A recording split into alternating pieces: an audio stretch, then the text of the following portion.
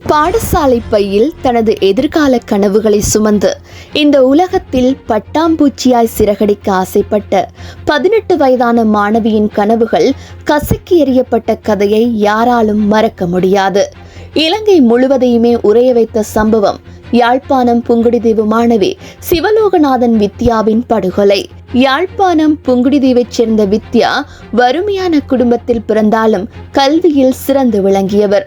18 வயதான மாணவி வித்யா 2015 மே 13 அன்று உயர்தர பரீட்சைக்கான கனவுகளோடு சைக்கிளில் பாடசாலைக்கு பயணம் செய்தார்.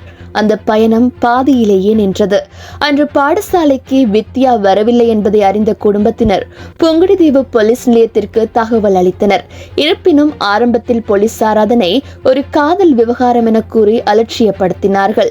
மறுநாள் காலை வித்யாவின் சகோதரர் மற்றும் ஊர் மக்கள் வித்யாவை தேடி அலைந்த போது ஒரு பாலடைந்த வீட்டினருகே புதர்களுக்கிடையே வித்யாவின் உடல் கண்டெடுக்கப்பட்டது.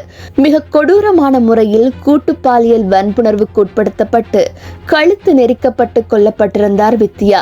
அந்த செய்தி முழு இலங்கையையும் கொதித்தெழ செய்தது.